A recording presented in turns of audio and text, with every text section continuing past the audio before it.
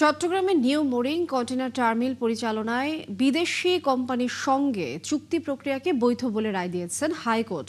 বিচারপতি জাফর আহমেদের একক হাইকোর্ট বেঞ্চ বুধবার এই রায় দেন। এর ফলে চুক্তি প্রক্রিয়া চলমান কার্যক্রম চালাতে আইনি কোনো বাধা রইল না। গত 4 ডিসেম্বর বিচারপতি ফাতেমা নজিব ও বিচারপতি ফাতেমা আনোয়ারের হাইকোর্ট বেঞ্চ এ বিষয়ে করা রিট আবেদনের উপর বিভক্ত রায় দিয়েছিলেন। বেঞ্চের জ্যেষ্ঠ বিচারপতি ফাতেমা নজিব চুক্তি সম্পর্কিত প্রক্রিয়া অবৈধ ঘোষণা করলেও এর সঙ্গে দ্বিমত পোষণ করেন বিচারপতি ফাতেমা আনোয়ার।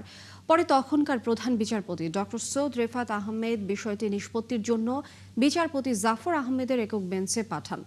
গত বছর নিউ মোরিং কন্টেইনার টার্মিনাল বিদেশি প্রতিষ্ঠানের হাতে ছেড়ে দেওয়ার প্রক্রিয়ার বৈধতা নিয়ে বাংলাদেশ যুব অর্থনীতিবিদ ফোরামের পক্ষে সংগঠনটির সভাপতি মির্জা ওয়ালিদ হোসাইন রিট করেন।